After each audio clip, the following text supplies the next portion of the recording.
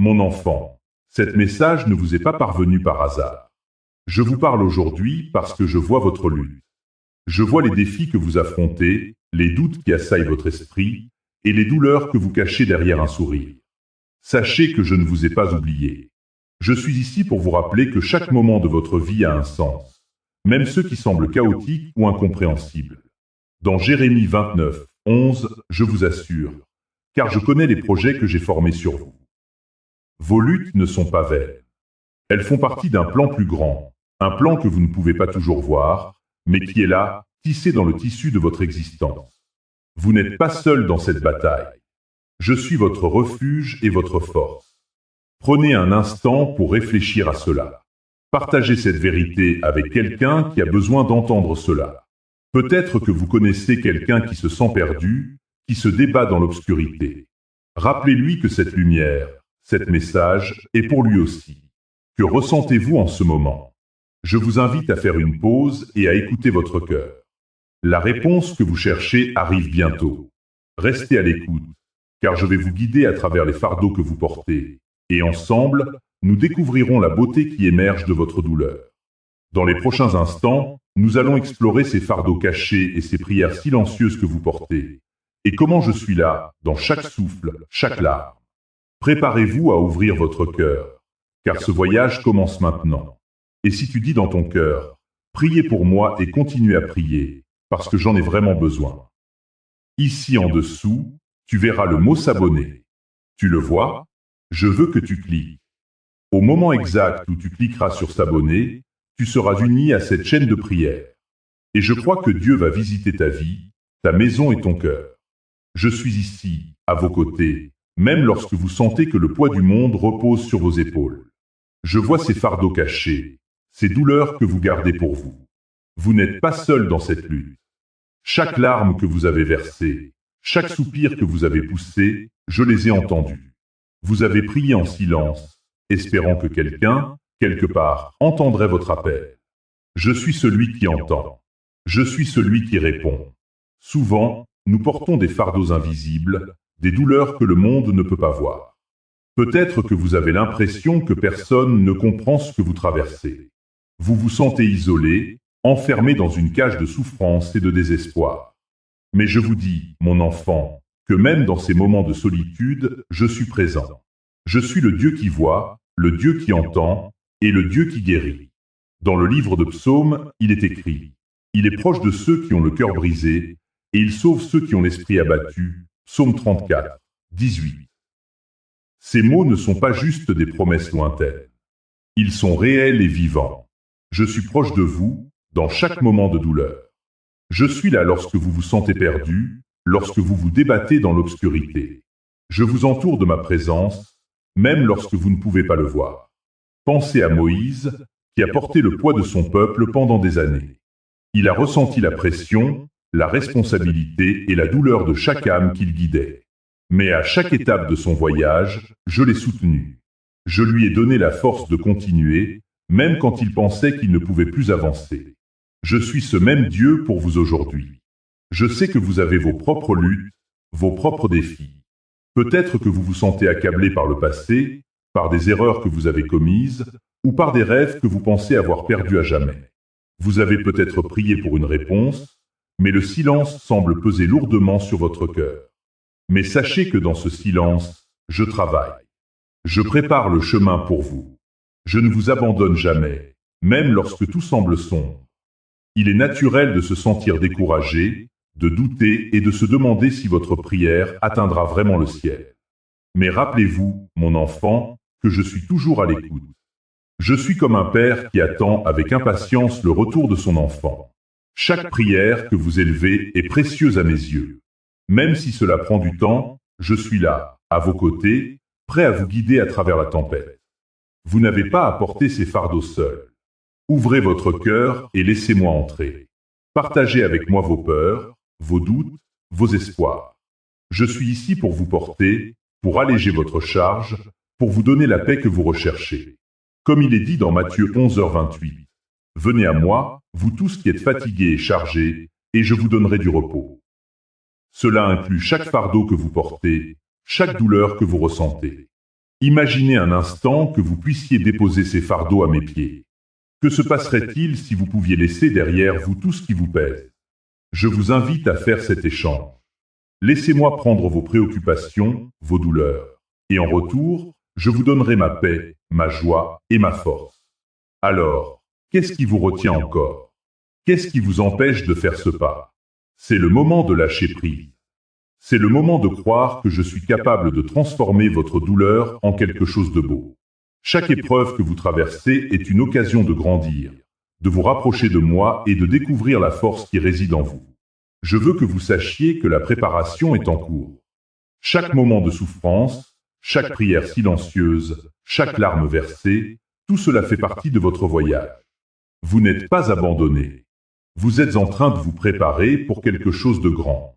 Je travaille dans l'ombre, façonnant votre cœur, affinant votre esprit, et vous préparant pour le moment où vous serez prêt à recevoir les bénédictions que j'ai pour vous. Si ce message t'a trouve dans une heure difficile, ton don aide à garder cette parole gratuite pour la prochaine personne blessée. Fais ton don via le lien dans la description. La période d'attente peut sembler interminable, n'est-ce pas? Vous vous demandez peut-être, pourquoi est-ce que je dois traverser cela? Sachez que je suis là, à chaque pas de ce chemin. Dans le livre de Lamentations, il est écrit « Les bontés de l'Éternel ne sont pas épuisées, ses compassions ne sont pas à leur terme. Elles se renouvellent chaque matin. » Lamentation 3, 22-23. Chaque matin, je vous offre une nouvelle chance, une nouvelle promesse. Cette attente, ce temps de préparation, n'est pas un abandon. C'est un moment sacré où je façonne votre cœur et votre esprit.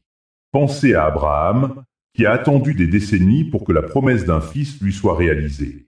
Pendant ce temps, il a appris la patience, la foi et, surtout, la confiance en moi. Chaque jour d'attente était une occasion de renforcer sa relation avec moi.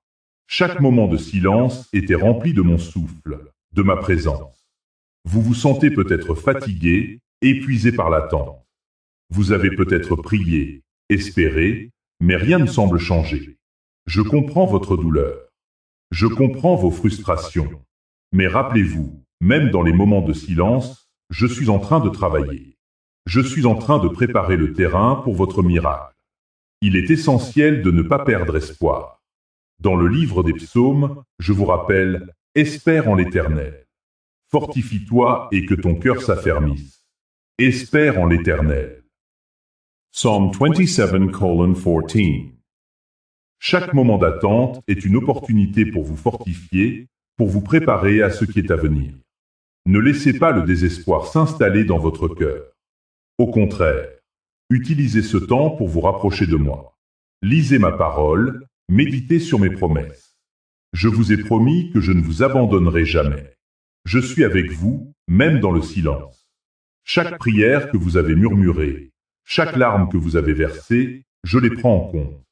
Je me souviens de l'histoire de Joseph, qui a été vendu comme esclave et emprisonné, mais qui a continué à croire en mes promesses. Même dans l'obscurité, il a gardé sa foi. Et à la fin, il a vu ma main agir puissamment dans sa vie. Son attente n'était pas vaine. Elle a conduit à une grande délivrance, non seulement pour lui, mais pour toute sa famille. Alors, que faites-vous pendant cette période d'attente? Vous pouvez choisir de vous concentrer sur la douleur ou de vous tourner vers moi. Je vous encourage à ouvrir votre cœur, à chercher ma direction, à écouter ma voix. Je suis là, prêt à vous guider. Chaque jour où vous attendez, vous êtes en train de vous préparer pour quelque chose de grand. Ne laissez pas l'angoisse ou le doute vous submerger. Au lieu de cela, laissez-moi vous remplir de paix. Ne vous inquiétez de rien, mais en toute chose faites connaître vos besoins à Dieu par des prières et des supplications, avec des actions de grâce. Philippiens 4:6. Vous êtes en train de bâtir une fondation solide pour votre avenir. Le temps d'attente est un temps d'apprentissage, un temps de croissance. Chaque instant passé dans l'attente est un pas de plus vers la promesse que j'ai pour vous. Ton don ne soutient pas seulement une chaîne. Il aide à porter l'espérance à quelqu'un qui prie en silence aujourd'hui. Lien de don dans la description. Alors que nous poursuivons notre voyage ensemble, je sens que beaucoup d'entre vous portent des rêves enfouis, des aspirations qui semblent perdues dans le tumulte de la vie. Ces portes fermées et ces espoirs oubliés pèsent lourd sur votre cœur. Vous vous demandez peut-être, est-ce que ces rêves sont vraiment pour moi? Est-ce que je peux encore espérer? Je suis ici pour vous dire que rien n'est perdu. Rappelez-vous de l'histoire de Joseph, ce jeune homme dont les rêves l'ont conduit à des épreuves inimaginables. Vendu par ses frères, emprisonné pour un crime qu'il n'avait pas commis, il aurait pu se laisser submerger par le désespoir. Mais au lieu de cela, il a choisi de garder la foi.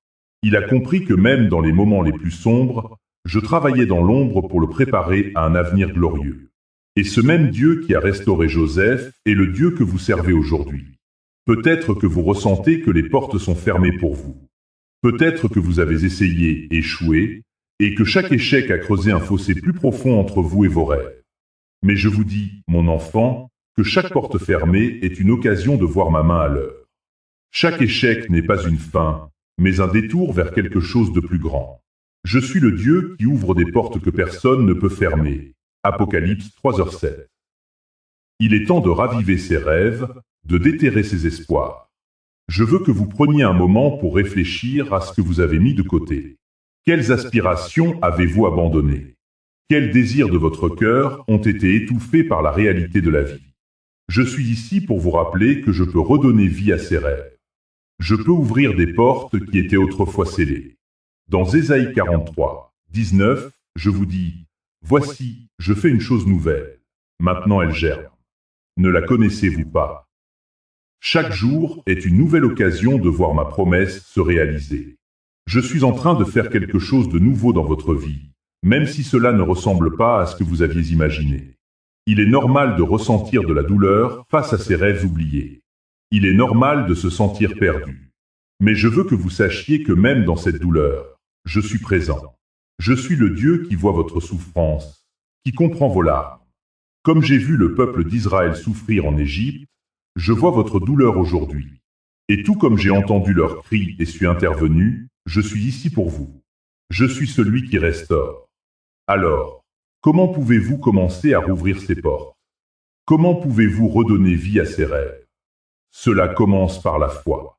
Cela commence par la confiance en moi, même lorsque le chemin semble obscur. Rappelez-vous de la femme qui a touché le bord de mon vêtement, Marc 5h34. Elle avait perdu tout espoir, mais sa foi l'a guérie. Votre foi peut aussi vous restaurer. Je vous appelle à prendre un pas de foi aujourd'hui. Commencez à prier pour ces rêves. Écrivez-les, parlez-en à ceux en qui vous avez confiance. Ne laissez pas la peur vous retenir. Je suis avec vous, et je fais des promesses qui ne faiblissent jamais. Si cette prière t'a fortifie, fais un don via le lien dans la description pour que cette œuvre continue d'atteindre ceux qui se sentent seuls. Votre identité, votre valeur et ma grâce. Ce sont des thèmes puissants qui résonnent profondément en chacun de vous. Alors que nous avons exploré vos rêves, il est temps de plonger dans la vérité qui vous libérera. Vous n'êtes pas défini par vos échecs ou vos doutes. Vous êtes défini par l'amour que j'ai pour vous, un amour qui transcende vos circonstances. Je vois vos luttes, mes enfants. Je vois les moments où vous vous sentez insignifiant, quand vous doutez de votre valeur. Vous vous demandez peut-être, qui suis-je pour espérer un avenir meilleur? Mais laissez-moi vous dire ceci, vous êtes mes créations, façonnées avec soin et intention.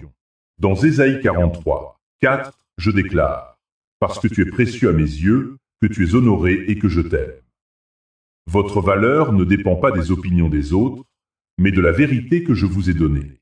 Pensez à Moïse, qui se sentait inapte à mener mon peuple.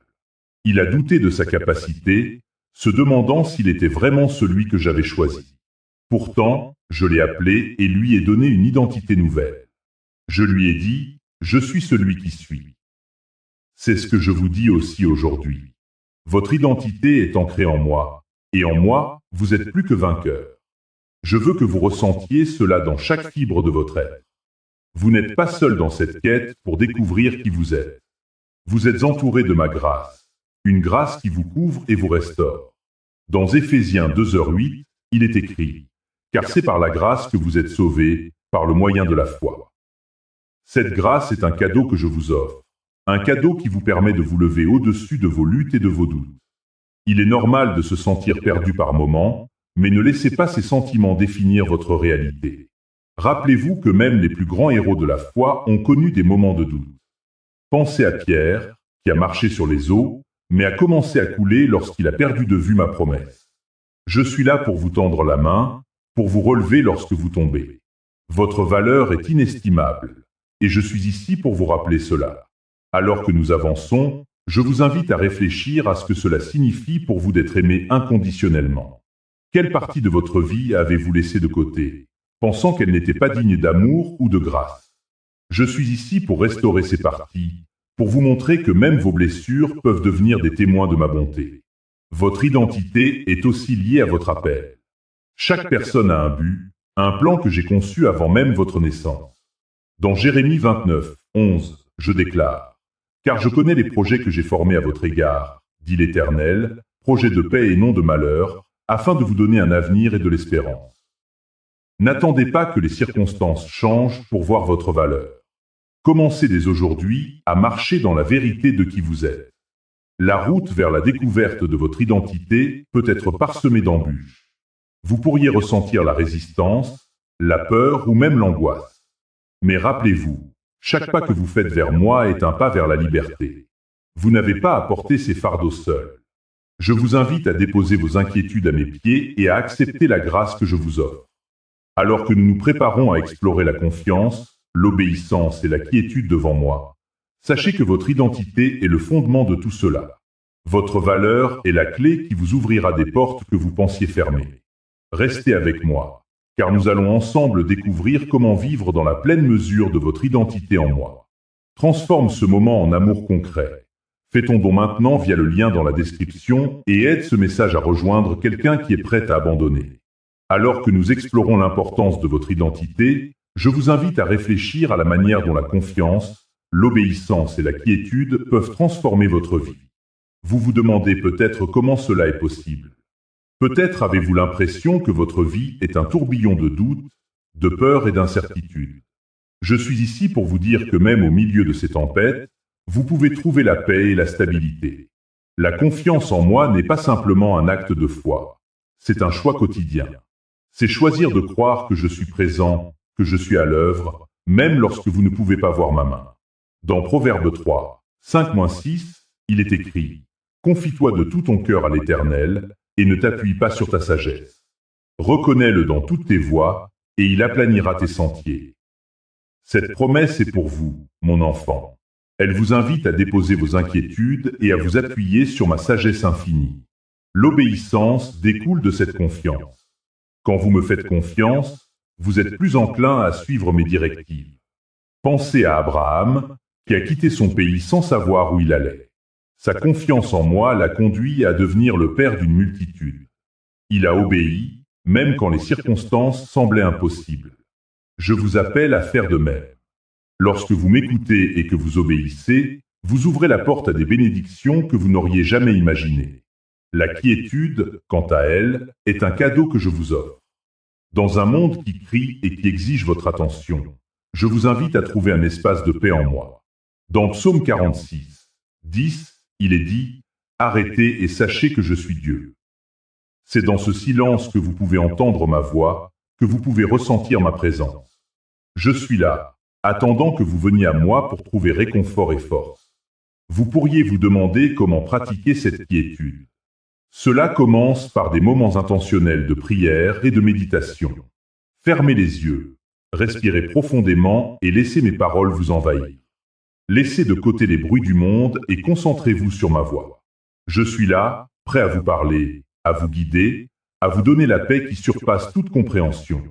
En cultivant la confiance, l'obéissance et la quiétude, vous commencez à construire une fondation solide pour votre vie spirituelle. Vous vous éveillez à la réalité que je suis toujours avec vous, même dans les moments d'incertitude. Vous n'êtes jamais seul. Je suis celui qui vous soutient, celui qui vous guide à travers les vallées sombres et les temps difficiles. Alors que vous avancez sur ce chemin, sachez que chaque pas que vous faites dans la confiance et l'obéissance renforce votre relation avec moi. Chaque acte de foi, aussi petit soit-il, est un pas vers une plus grande intimité avec votre Créateur. Vous serez étonné de voir comment je peux transformer votre vie lorsque vous choisissez de me faire confiance. Chaque don soutient le travail derrière ces messages et garde cette chaîne vivante pour ceux qui ont besoin d'entendre Dieu aujourd'hui. Lien dans la description. Alors que vous réfléchissez à la confiance et à l'obéissance, je vous invite à plonger plus profondément dans le discernement. Comment pouvez-vous être sûr que la voie que vous empruntez est celle que je vous ai tracée? Comment pouvez-vous entendre ma voix au milieu du bruit et de la confusion qui vous entoure? Il est essentiel, mon enfant, d'apprendre à reconnaître les murmures de mon esprit. Dans Jean 10h27, je vous rappelle, mes brebis entendent ma voix, et je les connais, et elles me suivent. Cette promesse est pour vous. Vous n'êtes pas seul dans votre quête de direction. Je suis là, prêt à vous guider, à éclairer votre chemin. Mais pour cela, il vous faut un cœur attentif et une âme réceptive. Peut-être vous sentez-vous perdu, comme si vous naviguiez dans un brouillard épais. Les décisions que vous devez prendre peuvent sembler écrasantes, et le choix de la bonne voie peut être source d'angoisse. Je comprends votre douleur et votre incertitude. Vous n'êtes pas le premier à ressentir cela. Pensez à Salomon, qui, lorsqu'il a été confronté à la lourde responsabilité de gouverner un peuple, a demandé à ma sagesse plutôt qu'à des richesses ou à la gloire. Il a compris que le discernement était la clé pour diriger avec intégrité. Dans un roi 3h09, il a prié « Donne à ton serviteur un cœur compréhensif pour juger ton peuple, afin de discerner le bien du mal. » Je vous demande aujourd'hui, mon enfant, d'implorer ce même discernement. Ne vous contentez pas de suivre le chemin que le monde vous présente. Cherchez ma voix dans la prière, dans ma parole et dans le silence de votre cœur. Je suis là, vous attendant, prêt à vous révéler mes plans. Il est crucial d'apprendre à faire la différence entre mes murmures et les autres voix qui vous entourent. Le monde peut vous crier des mensonges, vous dire que vous n'êtes pas assez, que vous ne méritez pas la paix ou la joie. Mais je vous dis que vous êtes précieux à mes yeux. Écoutez ma voix, car elle est douce et réconfortante. Dans Ésaïe 30, 21, il est écrit « Et tes oreilles entendront derrière toi la voix qui dira « Voici le chemin, marchez-y ». Comment entendre cette voix, me direz-vous? Par la méditation sur ma parole, par la prière sincère, et en cultivant un espace de calme dans votre vie. Lorsque vous vous éloignez du tumulte, vous créez un environnement propice à ma voix. Ne vous précipitez pas, prenez le temps de vous asseoir en ma présence. Le discernement ne vient pas toujours dans l'instant. Parfois, il nécessite de la patience et de l'attente. Je vous encourage à écrire vos pensées, vos prières, vos doutes et vos espoirs. En mettant vos pensées sur papier, vous pouvez voir plus clairement mes réponses. Souvent, je parle à travers vos réflexions. Comme il est dit dans Philippiens 4, 6-7, ne vous inquiétez de rien, mais en toute chose, par la prière et la supplication, avec des actions de grâce, faites connaître vos demandes à Dieu. Et la paix de Dieu, qui surpasse toute intelligence, gardera vos cœurs et vos pensées en Jésus-Christ. Il est également important de s'entourer de ceux qui partagent la foi. Le discernement peut être affiné par la sagesse des autres. Dans Proverbe 15h22, il est dit « Les projets échouent, faute de conseils, mais ils réussissent quand il y a plusieurs conseillers. » N'hésitez pas à demander des conseils à ceux qui marchent avec moi. Ils peuvent vous aider à voir ce que vous ne pouvez pas voir. Alors que vous avancez, souvenez-vous que chaque décision que vous prenez est une occasion de grandir dans votre foi. Parfois, vous ferez des erreurs, mais sachez que je suis un Dieu de restauration. Je peux transformer chaque faux pas en une leçon précieuse. Vous n'êtes jamais trop loin de ma grâce.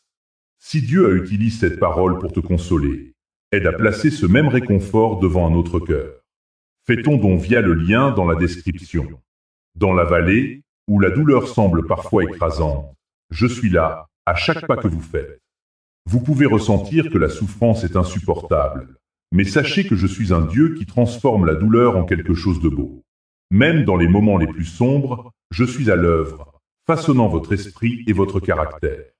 Pensez à Job, cet homme juste qui a tout perdu, sa richesse, sa santé et même ses amis. Job a crié vers moi dans sa souffrance, et pourtant, il n'a jamais abandonné sa foi. Dans ses larmes, il a trouvé une profondeur de relation avec moi qu'il n'aurait jamais connue autrement. Job a découvert que la vallée, bien que douloureuse, était un lieu de rencontre avec le divin. Je vois vos luttes, mes enfants. Je vois vos craintes et vos incertitudes. Vous pouvez vous sentir seul dans votre douleur, mais je vous assure que je ne vous abandonnerai jamais. Vous êtes comme une fleur qui pousse dans la fissure d'un béton, cherchant la lumière. Même lorsque la douleur semble trop grande, sachez que je suis là pour vous nourrir, pour vous donner la force de continuer à pousser vers le haut. La vallée est un lieu d'apprentissage. C'est là que vous apprenez à dépendre de moi, à me faire confiance d'une manière que vous n'auriez jamais imaginée. Dans Ésaïe 43, 2, je vous rappelle, quand tu traverseras les eaux, je serai avec toi. Et dans les rivières, elles ne te submergeront pas. Ces mots ne sont pas de simples promesses, mais des vérités vivantes que je veux que vous embrassiez. Chaque larme que vous versez, chaque cri que vous poussez est une prière. Ces moments de souffrance sont souvent les plus puissants pour vous rapprocher de moi. Je suis là, prêt à vous écouter, à vous consoler et à vous guider. Vous n'êtes pas seul dans cette vallée. Je suis avec vous, portant vos fardeaux, vous soutenant dans votre douleur. Il peut être difficile de voir le but de votre souffrance, mais rappelez-vous que même les plus grands témoins de la foi ont traversé des épreuves. Pensez à Paul, qui a écrit des lettres d'encouragement depuis une prison. Dans Philippiens 4, 12-13, il dit « Je sais vivre dans l'humiliation et je sais vivre dans l'abondance. En toutes circonstances et dans toutes les choses, j'ai appris à être content. » Ce contenu vient de la connaissance que je suis toujours présent, même dans les moments les plus sombres. La douleur que vous ressentez aujourd'hui peut être le tremplin vers votre prochaine bénédiction. Je suis en train de vous façonner pour quelque chose de plus grand que vous ne pouvez imaginer. Chaque épreuve, chaque lutte, vous prépare à la destinée que j'ai pour vous. Ne laissez pas la douleur vous paralyser. Au lieu de cela, laissez-la vous propulser vers l'avant, vers la lumière que je suis. Vous êtes en train de traverser une vallée, mais cette vallée n'est pas votre destination. Elle est un passage, un chemin que vous empruntez pour arriver à la promesse que j'ai pour vous. Rappelez-vous, dans Romains 8h28, nous savons, du reste, que toute chose concourt au bien de ceux qui aiment Dieu. Je travaille même dans votre douleur pour produire quelque chose de bon. Alors, mes enfants, lorsque la douleur semble trop grande, lorsque la vallée semble interminable, souvenez-vous que je suis avec vous. Je suis là pour vous réconforter, pour vous soutenir et pour vous guider. Ne perdez pas espoir. La lumière est au bout de ce tunnel, et je suis le chemin qui vous y mènera. Ton don devient une part de cette mission. Plus de prières, plus de messages, plus de personnes rappelées qu'elles ne sont pas oubliées. Dont via le lien dans la description. La transformation commence à l'intérieur. Et c'est là que je suis en train de faire quelque chose de nouveau dans votre vie. Mais, mes enfants, avant que des changements extérieurs ne se produisent, il est essentiel de passer par un processus de restauration intérieure. Souvent, vous ressentez un vide, une douleur ou un désespoir qui semble impossible à surmonter. Vous vous demandez peut-être comment un changement positif peut émerger de tant de souffrance. Je veux que vous sachiez que c'est précisément dans ces moments de lutte que je peux agir le plus puissamment. Pensez à l'histoire de Moïse. Avant de mener les Israélites hors d'Égypte, il a dû faire face à ses propres luttes intérieures. Il a passé des années dans le désert, un lieu de solitude et de réflexion. C'est là, dans cette obscurité, que j'ai travaillé en lui. J'ai restauré son cœur, j'ai renouvelé sa foi, et je l'ai préparé pour la grande mission à venir. Moïse a dû apprendre à me faire confiance, à écouter ma voix, même quand tout semblait perdu. Il a fallu un temps de préparation, un temps de guérison, avant qu'il ne puisse réaliser son appel. Peut-être que vous vous sentez comme Moïse aujourd'hui, perdu dans votre propre désert. Vous vous demandez quand viendra le changement, quand vos larmes se transformeront en joie. Je vous le dis, mes enfants, c'est dans cette attente que je travaille. C'est dans le silence que je restaure. Je suis le médecin de votre âme, et je suis ici pour guérir vos blessures les plus profondes. Il est essentiel de permettre à cette restauration intérieure de se produire. Vous devez ouvrir votre cœur à moi. Laissez tomber les murs que vous avez construits autour de votre douleur. Je sais que cela peut être effrayant. Vous avez peut-être peur de la vulnérabilité, peur de revivre des blessures anciennes. Mais je vous promets que je suis avec vous dans ce processus. Je suis celui qui vous soutient et qui vous aide à vous relever. Dans le livre des psaumes, il est écrit « Il restaure mon âme. Il me conduit dans les sentiers de la justice à cause de son nom. » Psaume 23h3. Ce verset n'est pas seulement une promesse, c'est un appel à la confiance. Vous êtes appelés à entrer dans ce lieu de restauration, à permettre à ma lumière de briller dans vos ténèbres. Lorsque vous laissez de côté votre fardeau et que vous me laissez entrer, Je commence à transformer votre cœur. Je commence à faire jaillir des rivières de vie là où il n'y avait que de la sécheresse. Je comprends que ce chemin peut sembler long et difficile. Vous pouvez vous sentir fatigué, épuisé par les luttes de la vie. Mais rappelez-vous, mes enfants, que chaque étape que vous prenez vers cette restauration est un pas vers la liberté. Chaque prière que vous élevez, chaque larme que vous versez, chaque moment où vous choisissez de me faire confiance, contribue à votre guérison. Vous n'êtes pas seul dans ce voyage. Alors, je vous invite à faire une pause aujourd'hui. Prenez un moment pour réfléchir sur ce que vous ressentez à l'intérieur. Quelles sont les blessures que vous portez? Quelles sont les chaînes qui vous retiennent? Je suis ici pour vous aider à les briser. Je suis ici pour vous restaurer. Ne laisse pas ce message s'arrêter avec toi. Ton don aide à l'envoyer plus loin, vers quelqu'un qui n'a peut-être personne pour lui parler d'espérance. Lien dans la description. Il est temps de réfléchir à la lumière que vous pouvez devenir pour les autres. Dans ce voyage de guérison, je vous appelle à un rôle actif. Vous n'êtes pas seulement destiné à recevoir ma lumière, mais aussi à la partager. Pensez à cela. Chaque cicatrice que vous portez, chaque douleur que vous avez surmontée, est une histoire de résilience et de foi. Ces histoires ne sont pas seulement pour vous. Elles sont destinées à éclairer le chemin des autres. Dans Matthieu 5, 14-16, je vous rappelle que vous êtes la lumière du monde. Une ville située sur une montagne ne peut être cachée. Pensez à la puissance de cette image. Vous, mes enfants, êtes appelés à briller. Votre lumière ne doit pas être cachée sous un seau, mais placée sur un chandelier, afin qu'elle éclaire tous ceux qui sont dans la maison. Votre témoignage, votre guérison, votre transformation, tout cela est une lumière qui peut illuminer l'obscurité de ceux qui vous entourent. Mais comment cela se manifeste-t-il dans votre vie quotidienne? Peut-être que vous vous sentez encore trop brisé pour être cette lumière. Vous vous demandez, comment puis-je aider les autres quand je suis moi-même en train de guérir?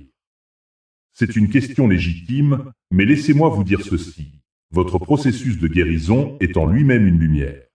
Chaque pas que vous faites vers la restauration, chaque confession de votre douleur, chaque moment où vous choisissez de croire en moi, devient une source d'inspiration pour ceux qui luttent dans l'ombre. Je vous ai promis que vous ne serez jamais abandonnés dans votre lutte. Vous êtes en train de devenir un témoin vivant de ma grâce. Regardez l'histoire de Job. Il a traversé des épreuves inimaginables, mais à la fin, sa foi et sa persévérance ont non seulement restauré sa propre vie, mais ont également servi d'exemple à des générations entières. Job a su que sa souffrance avait un but et que sa lumière, née de ses épreuves, pouvait apporter de l'espoir à d'autres. Alors, comment pouvez-vous commencer à briller? Commencez par partager votre histoire.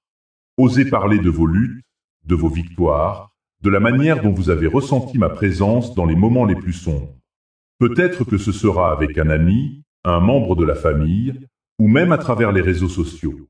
Votre voix a du pouvoir, et elle peut apporter une lumière dans la vie de quelqu'un qui se sent perdu.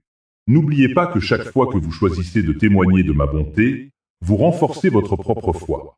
Cela peut sembler paradoxal, mais en aidant les autres, vous vous aidez vous-même. Cela vous rappelle que vous n'êtes pas seul dans votre souffrance. Cela vous rappelle que je suis à l'œuvre non seulement dans votre vie, mais aussi dans celle de ceux qui vous entourent. Et maintenant, je vous invite à réfléchir à la communauté dans laquelle vous vous trouvez. Qui autour de vous a besoin de lumière? Qui a besoin d'entendre votre histoire?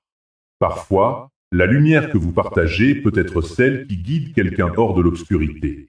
Vous êtes une partie intégrante de cette communauté, un membre précieux du corps de Christ.